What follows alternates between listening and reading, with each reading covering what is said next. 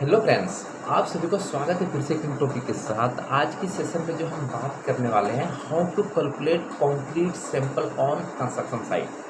Construction site पे concrete का sample हम कैसे लेते हैं, उसका क्या लिमिटेशन है और इसका यूनिट क्या होता है और डे आफ्टर कास्टिंग के बाद उसका रिजल्ट क्या आता है, ये सारी चीज़ें इसी टॉपिक में कवर करने वाले हैं। तो बिना स्किप किए पूरा वीडियो देखिएगा। चलो शुरू करते हैं। तो अब जो हम आपको जो दिखाने वाले हैं, स्टेप 1, स्टेप 2 और देन स्टेप 3। तो सबसे पहले हम स्टेप फर्स्ट की बात कर लेते हैं। यहाँ पे जो मैंने आप सभी के लिए टाइप्स करके पहले से रखा हूँ, how to calculate concrete sample on construction site. ठीक है, कंक्रीट सैंपल जो हम लेते हैं वो किसके लिए लेते हैं? क्यूब टेस्ट के लेते हैं। जो आपके सामने ये क्यूब हमारा दिख रहा है, राइट। ये क्यूब की जो साइज़ मैंने लिया है 15 सेंटीमीटर, जो आपको सामने से दिख रहा है, राइट।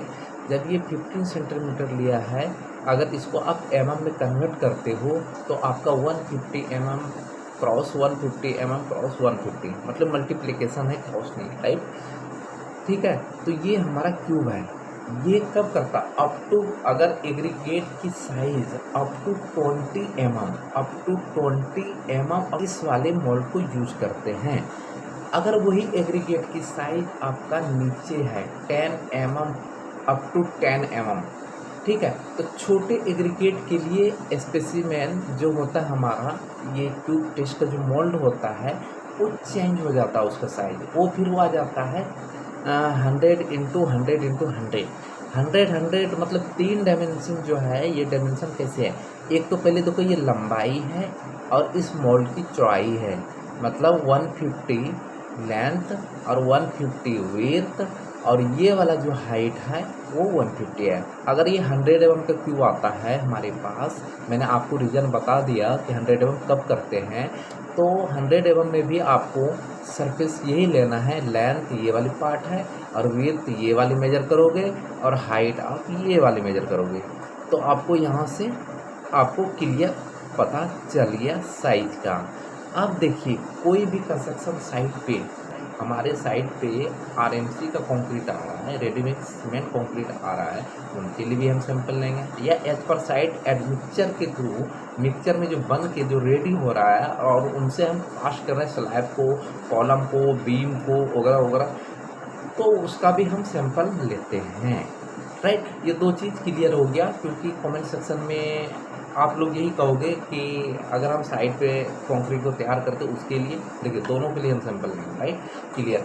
अब बात आती है कि यहाँ पे जो फॉर्मेट में तैयार किया, ये सीरियल नंबर है, ये volume of concrete meter cube में लिया हुआ है। अगर मीटर क्यूब में आप नहीं लेते, अगर आप वॉल्यूम आप उसमें निकालोगे इंच फीट, मतलब क्यूबिक फीट में, तो वहाँ पे आपको फिर आपको चेंज करके मीटर में लाना है, राइट। क्योंकि जब इसका टेस्टिंग होता है, जब लोड कैलकुलेशन वगैरह होता है, तो उस टाइम आपका यूनिट चेंज हो जाता है। अब देखिए, वॉल्यूम ऑफ कंक्रीट, अगर आपका वॉल्यूम 1 मीटर क्यूब, मतलब 1 मीटर क्यूब किसी पोर्शन का, आपने सपोज करो स्लैब कास्ट कर रहे हैं और वहाँ पे मैंने स्लैब को मेजर किया, वॉल्यूम निकाला, ठीक है। तो सपोज करो इन दोनों के बीच 4 मीटर क्यूब आ रहा है, 1 to 5 में लिखा है 4 मीटर क्यूब आ गया, 3 मीटर क्यूब आ गया, तो उनके लिए हम कितना सैंपल लेंगे? नंबर ऑफ सैंपल 1 लेंगे, समझ लें। और एक सैंपल में 3 स्पेसिमेन होता है, स्पेसिफिकेशन होता है, मतलब स्पेसिमेन बोलो। स्पेसिमेन का होता क्या है? नमूना, जिसको मैंने यहाँ नाम दिया है नंबर ऑफ क्यूब। अगर आपने एक सैंपल लिया है तो एक सैंपल के अंदर 3 क्यूब आएगा, मतलब एक सैंपल आपने लिया तो उसके अंदर आपका क्या होगा? 3 क्यूब आएगा, क्लियर है? 3 क्यूब आएगा।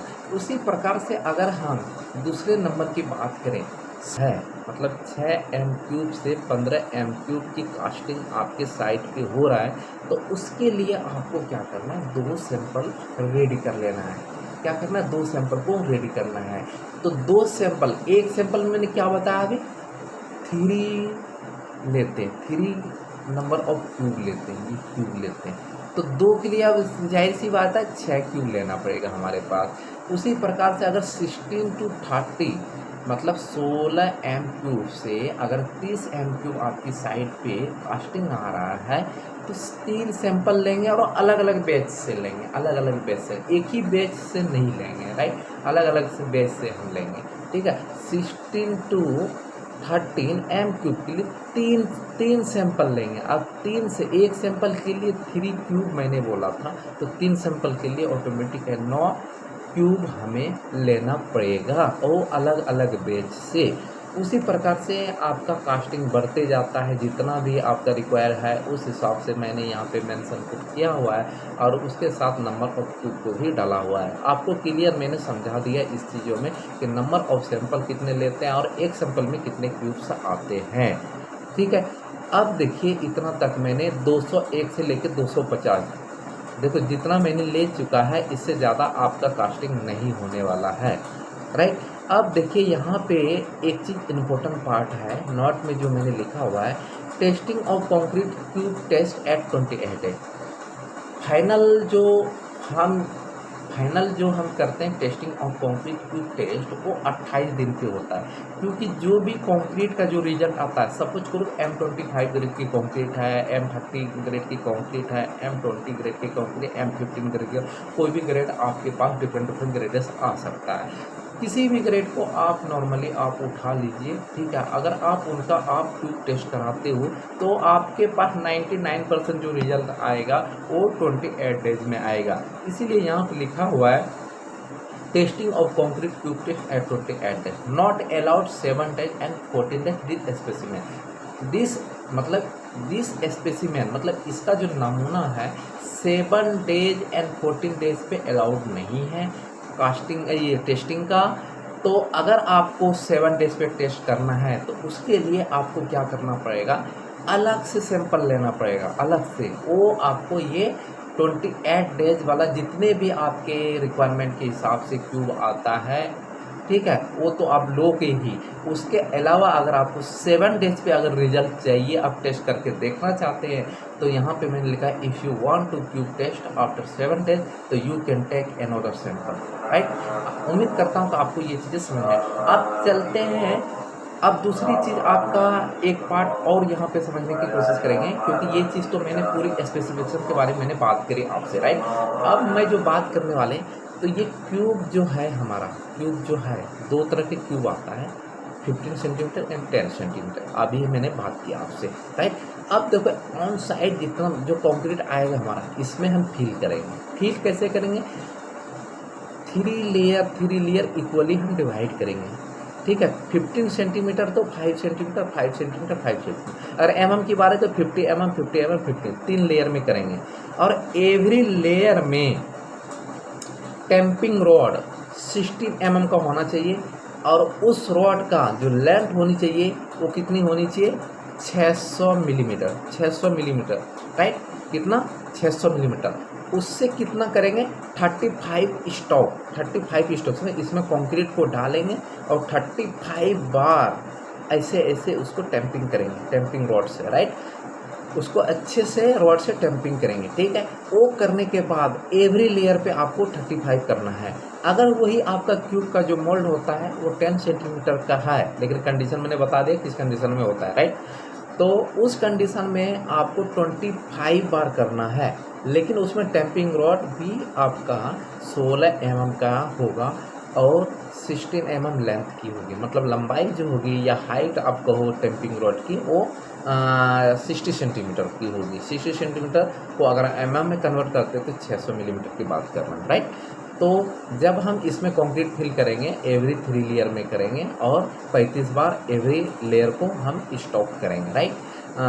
अब हम इन चीज़ों को कंप्लीट कर दिया है कि सैंपल कैसे लेना है साइड पे, इसमें कंक्रीट फिल करने से पहले कितने लेयर में करना है और उस लेयर को कितने बार टैंपिंग रॉड से करना है, टैंपिंग रॉड की साइज़ क्या होगा, डाया ऑफ बार अभी मैंने बात किया 16 mm की डाया ऑफ बार होनी चाहिए और उस बार की जो लेंथ होनी चाहिए वो 60 सेंटीमीटर होनी चाहिए, या आप 600 मिलीमीटर कर सकते हो, राइट। अब आते हैं स्टेप नंबर 2। स्टेप नंबर 2 जो है ना बहुत ही बेहतरीन तरह से मैंने डिजाइन किया। पहला मैंने सैंपल ले लिया, साइड पे सब चीज कर लिया क्यूब टेस्ट के लिए, राइट। अब एक चीज़ लास्ट में इम्पोर्टेंट चीज़ मैं बताने वाला, बीच में कभी भी बता सकता हूँ, तो वीडियो स्किप नहीं कीजिएगा क्योंकि वहाँ से थोड़ी सी मैंने ये किया है, तो अभी जाके ये पार्ट समझने के बाद ही वो पार्ट समझ में आएगा। इसलिए अब यहाँ पे देखो compressive strength of concrete at various ages, right. अब यहाँ पे the strength of concrete increase with age, ठीक है, मतलब कास्टिंग के बाद जो हमारी जो इंक्रीज होती है कंक्रीट की ताकत, strength, the table show the strength of concrete at different ages in the concretion with the strength at 28 days after casting, कह रहा 28 दिन के बाद। लेकिन यहाँ पे मैंने यहाँ पे डे बाय डे मैंने लिख रखा है, और डे बाय डे के बाद कितना परसेंटेज हमारा स्ट्रेंथ गेन करता है वो सारी चीज़ डिस्कस कर लेते हैं। यहाँ पे देखिए ये वाले जो पार्ट हमारा सीरियल नंबर है, जो कि टोटल मैंने 5 नंबर लिया हुआ है, 5, ठीक है। तो पहला जो मैंने 1 डे पे जो रिजल्ट आता है, अगर आपने कास्टिंग किया, समझने वाली बात है, आपने अगर कास्टिंग किया, आज अगर हम कंक्रीट स्लैब को कास्ट करते हैं, सपोज करो आज मैंने स्लैब को कास्ट किया, तो वो कल कितना रिजल्ट आ सकता है, मतलब कल एक दिन में 24 आवर्स में कितना रिजल्ट आ सकता है। डे आफ्टर कास्टिंग, मतलब कास्टिंग के बाद जो होता है एक दिन में 16% रिजल्ट आता है, और तीसरे दिन हमारा 40% स्ट्रेंथ गेन करता है, और 7 डेज पे 65% स्ट्रेंथ गेन करता है, और डे 14 में 90% स्ट्रेंथ गेन करता है, और जो हमारे पास है ये डे 28 ये 99% स्ट्रेंथ गेन करता है। यहाँ तक आपको मैंने क्लियर कर दिया इसका क्या सीन था। अब स्टेप नंबर 3 पे आते हैं। ये लेबोरेटरी टेस्ट की थोड़ी सी है, मैं बात करूँगा यहाँ पे। इसमें यूनिट होगा सारे को कन्वर्ट किया, मतलब ये कवर किया गया है। देखो compressive state of different grade of concrete eight 7 days and 28 days. अब देखिए यहाँ पे सीरियल नंबर मैंने लिया हुआ है, अब ग्रेड ऑफ कंक्रीट मैंने कुछ इस प्रकार से लिया हुआ है। इसमें नॉमिनल मिक्स बहुत कम है, 1-2 पार्ट है, और सारे डिजाइन मिक्स मैंने लिया हुआ है। इससे कोई फर्क नहीं पड़ता, सबकी सेम ही सिचुएशन होता है, ठीक है। अब देखो मिनिमम कॉम्प्रेसिव स्ट्रेंथ जो होता है हमारा, मिनिमम कॉम्प्रेसिव स्ट्रेंथ न्यूटन पर मिलीमीटर स्क्वायर एट 7 डेज। जो हम 7 डेज पे जो टेस्टिंग करते हैं लेबोरेटरी टेस्ट में जो रिजल्ट आता वो मैंने पार्ट यहाँ पे लिखा हुआ है, राइट। अब देखिए इस compressive strength of different grade of concrete eight 7 days and 28 days, right, जिसमें कि मैंने सीरियल नंबर आप सभी के लिए कुछ इस प्रकार से लिखा है। ग्रेड ऑफ कंक्रीट मैंने इस प्रकार से लिखा है। ग्रेड ऑफ कंक्रीट में डिजाइन मिक्स और नॉमिनल मिक्स दोनों लिया गया है, लेकिन ये कोई फर्क नहीं पड़ता, सिचुएशन वही सेम ही होता है, हर प्रोसेस सेम होता है। तो मिनिमम कॉम्प्रेसिव स्ट्रेंथ न्यूटन पर मिलीमीटर पर एक्सेप्ट कहता है कि 7 डेज में कितना मिनिमम कॉम्प्रेसिव स्ट्रेंथ आ जाता है कंक्रीट का, तो वो मैंने यहाँ पे फिल किया हुआ है। अब specified characteristics compressive strength Newton पर मिलीमीटर पर एट 28 डेज, ठीक है। अब देखिए 28 दिन पे अगर एम क्या है इसमें, देखो यहाँ पे क्लियर करना बहुत ज़रूरी है। एम अगर आपको इंटरव्यू में कोई सवाल पूछता है कि M25 है आपके, सपोज करो कि M कुछ भी हम रफली ले रहे हैं, M15 की बात कर लेते हैं, या हम M7.5 की बात कर लेते हैं, कुछ भी कर लेते हैं, M20 कर लेते हैं, सबसे अच्छा क्या है कि M20। तो इसमें समझना कि M क्या है। M है मिक्स फॉर कंक्रीट, मिक्स है, मिक्स डिजाइन कंक्रीट, ये क्या है मिक्स, M फॉर मिक्स। अब जाए सीधी सी बात है कि M इसमें क्या है, मिक्स है, ठीक है, इसको मतलब मिक्स। और 20 क्या है, कैरेक्टरिस्टिक्स कॉम्प्रेसिव स्ट्रेंथ है। ये 20 क्या है, कैरेक्टरिस्टिक्स कॉम्प्रेसिव स्ट्रेंथ, जो हमें रिजल्ट आता है 28 डेज में, ठीक है। और इसका यूनिट क्या रहता है, न्यूटन पर मिलीमीटर, न्यूटन पर मिलीमीटर स्क्वायर, राइट। ये क्लियर हो गया। अब देखिए M5 ग्रेड जो रिजल्ट आता है, एक ऑन एवरेज की बात कर रहा हूँ, राइट। मैंने एक परसेंटेज के हिसाब से इसको मैंने लिया हुआ है, और मेरे पास बहुत सारे क्यूब टेस्ट का रिपोर्ट भी पड़ा है, उसके ऊपर मैं जल्दी वीडियो बनाने वाला हूँ, ठीक है। तो उसके ऊपर मैं वीडियो बनाऊँगा, और वहाँ पे लेबोरेटरी टेस्ट में कैसे रिजल्ट आता है, क्यूब कहाँ पे फेल करता है, कैसे करता है, अगर क्यूब फेल करता है तो क्या होता है, वो सारी चीज़ मैं नेक्स्ट टॉपिक में या नेक्स्ट वीडियो में मैं कवर करने वाला हूँ। लेकिन अभी मैं इसके बारे में बात कर रहा हूँ कि जो हमारे पास M15 ग्रेड की कंक्रीट है, अगर आप 7 डेज पे टेस्ट कराते हैं तो उसका रिजल्ट 10 न्यूटन पर मिलीमीटर स्क्वायर ऑन एवरेज आना चाहिए, मतलब एवरेज में आना चाहिए, राइट। अब एवरेज में थोड़ी सी प्लस भी हो सकती है, माइनस भी हो सकती है। Specified characteristic compressive strength Newton पर मिली उसका जो 28 दिन में होता है वो 15 आनी चाहिए, 15 न्यूटन पर मिलीमीटर स्क्वायर आनी चाहिए। अब M20 ग्रेड का भी प्रोसीजर वही है, 13.5 और इतना आनी चाहिए, ठीक है। स्किप नहीं कीजिएगा, मैंने बोला था इंपॉर्टेंट पार्ट्स में बताने वाला। उसी तरह M25 और M30 और M35 और M40 किसी का भी आपको 28 डेज में फाइनल रिजल्ट मिलता है और 7 डेज पे आपको ये रिजल्ट मिलता है, राइट। अब देखिए यहाँ सोल्यूशन मैंने थोड़ी सी अपने से परसेंटेज के अकॉर्डिंग अगर हम इसको निकालते हैं 7 डेज पे तो उसका रिजल्ट कैसे काम करता है आपको मैं बता देता हूँ। सपोज कीजिए ग्रेड, एक ही ग्रेड मैंने चूज़ किया, आप कोई भी ग्रेड चूज़ कर सकते हो। कॉपी पेन लीजिए और आप किसी भी ग्रेड को उठाइए और इस फॉर्मूले पे आपको पुट करना है, देखना है कितना आता है। सपोज करो कि मैंने M30 ग्रेड अभी पकड़ रखा है, तो we know after 7 days 65% strength should be occupied by cube test. 65% of 30 का मतलब होता है कि देयरफॉर मतलब 65 डिवाइडेड बाय 100, अब मल्टीप्लाई मैंने किया 30 से तो आता है कितना रिजल्ट 19.5। तो इसको आपको अप्रॉक्सीमेटली पकड़ना है, आपको पॉइंट में नहीं। 19.5 को हम कितना लिख सकते हैं 20 लिख सकते हैं। तो M30 ग्रेड के कंक्रीट का जो कंप्रेसिव स्ट्रेंथ आता है हमारा मिनिमम 20 मैंने यहाँ पुट किया है, तो यहाँ पे 19.5 आ रहा है। ये आपका एक रफली चेक करने का आइडिया मैंने दे दिया कि अगर आप ऐसे विदाउट लेबोरेटरी अगर आप चेक करना चाहते हो कि कितना रिजल्ट आना चाहिए, मुझे ये पता भी तो होना चाहिए, अपने से पहले हम निकाल के देखेंगे कितने आनी चाहिए। अब लेकिन यही है कि आपको अप्रॉक्स में लिखना है इसको, अप्रॉक्सीमेटली। आप उसी प्रकार से अगर किसी को भी M10 का M15 का निकाल के देखो तो कुछ नहीं करना है। M15 का करने में 60/100 इंटू खाली यहाँ पे मल्टीप्लाई करना है आपको इससे ये इस वाले से मिनिमम कंप्रेसिव स्ट्रेंथ से, राइट। नहीं सॉरी, ये मैक्सिमम कंप्रेसिव स्ट्रेंथ से आपको करना है, जो फाइनल आपके पास कंक्रीट आता है, राइट। इससे आपको कितना मल्टीप्लाई करना है, जैसे मैंने 30 किया है तो यहाँ पे अब सपोज करो कि M35 की बात करें 23.5 आ रहा है, तो हो सकता है आपके पास 22 पॉइंट कुछ भी आए, समथिंग कुछ आए, तो आपको 23 ही लेना है, राइट। अप्रॉक्सीमेटली और प्लस में लेना है, ये समझ लीजिए। M35 23.5, तो आपको ये वाला M35 तो M35 खाली यहाँ पुट करना है, तो 60 डिवाइडेड बाय 100 इंटू 35 जब मल्टीप्लाई जो रिजल्ट आ जाएगा और उसको आपको अप्रॉक्सीमेटली लेना है, राइट। तो अप्रॉक्स में देखो अप्रॉक्स इक्वल टू 20 न्यूटन पर मिलीमीटर स्क्वायर मैंने लिया हुआ है। तो ये था आज का सेटअप। अब आपका रह जाता है कि इसका लोड कैसे कैलकुलेट करें जब हम क्यूब टेस्ट को ले जाते हैं। हाँ, अब क्यूब टेस्ट की बातें आ गई तो हम स्टेप नंबर 4 पे चलेंगे।